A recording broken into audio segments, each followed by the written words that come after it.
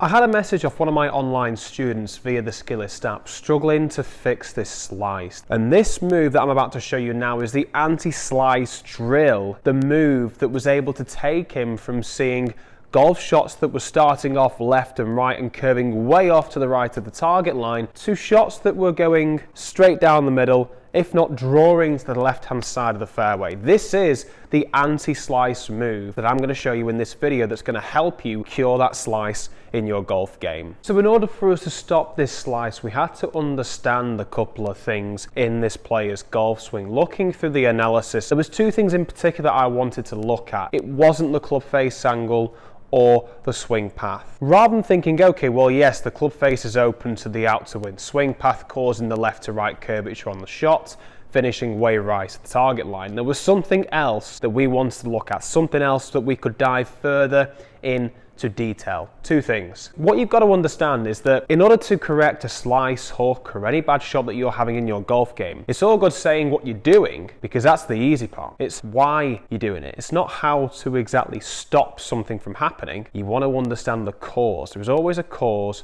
to an action that you implement in your golf swing. How does this concept work when it comes to hitting an iron or a driver? Well, a lot of us golfers have the tendency to swing more on the inside when we're hitting the slice. Just remember this for me and take note of this. Write it down on a piece of paper right now. A lot of golfers that are struggling with that slice have the tendency to swing too far on the inside. The way to think of it is that if we swing too far on the inside on the takeaway position and all the way up to the top of the backswing, causing our arms to be too connected to the body, there's only one way our golf swing can go, and that is traveling out in front of us. And when we travel out in front of us from going on the inside in this position here and dragging the club over, it encourages the swing sequence to start from the upper body as opposed to the lower body. So that's number one. If the sequencing of the swing is out and we tend to see that upper body starting the golf swing on the downswing and casting over the top from us swinging too far on the inside and the golf swing working in reaction and going, nope,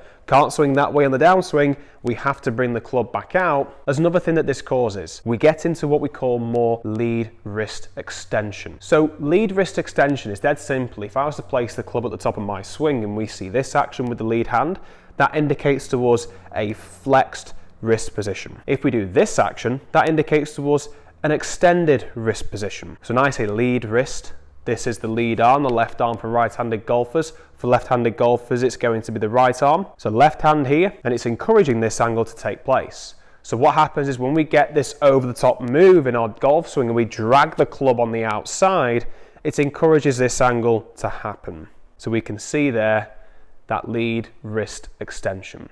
And when we extend that lead wrist, it encourages the club face to open massively. There's the cause to the problem. The core root to what we were finding my client Thomas on the online Skillest app struggling with to fix a slice in his golf game. So when we swing too far on the inside to start off the golf swing, thinking that we're trying to swing more into out, what tends to happen is our hands get disconnected from the body in this position here, and we see a lot of wrist rotation here, which opens up the face as well. No good for that slice, of course. So what I'm going to get you to do is I'm going to get you to take an alignment stick like so and place it on the lead side of the grip like this, with the majority of the alignment stick hanging away from you. What's going to happen now is you're going to place it on the left hand side of your body and going to ensure that you're dragging the club along like so, keeping that alignment stick touching the left side of your body. Should feel like the hands are working more stable and closer to the body, whilst the club head is working more away from the body in this position where the club just reaches before parallel to the ground. Once you've got used to this action, you're going to take the alignment stick away. So we developed the feeling and understanding of what this was like in his golf game. So for him, it felt like his left shoulder was moving more down,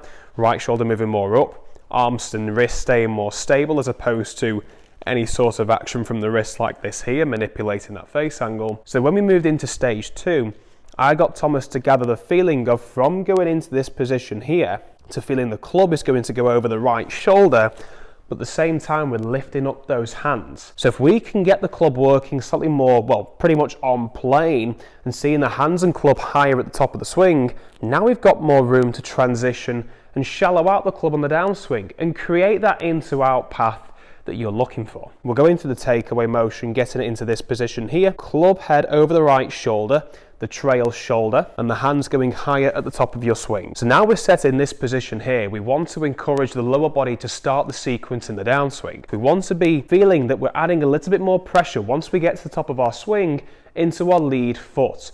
And when we do this action, it creates a little bit of a trigger in the downswing, and it causes our lower body to shift out the way. So in order to do this effectively, you're going to take your left pocket, so your lead pocket, you're going to fire it away from the golf ball. A lot of golfers shift ahead, which causes that club face to be left open sometimes. So we want to be ensuring that that hip is rotating away from where the golf ball will be positioned. So from this angle here, I'm just going to show you what that looks like. We're just going to swing up to the top. So 1, 2 hands high at the top, fire that left hip out the way, and you can see there now the club has shallowed.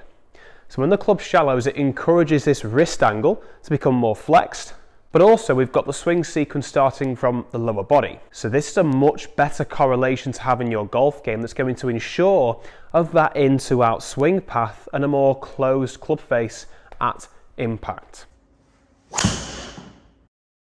That felt good. Yeah, there you go.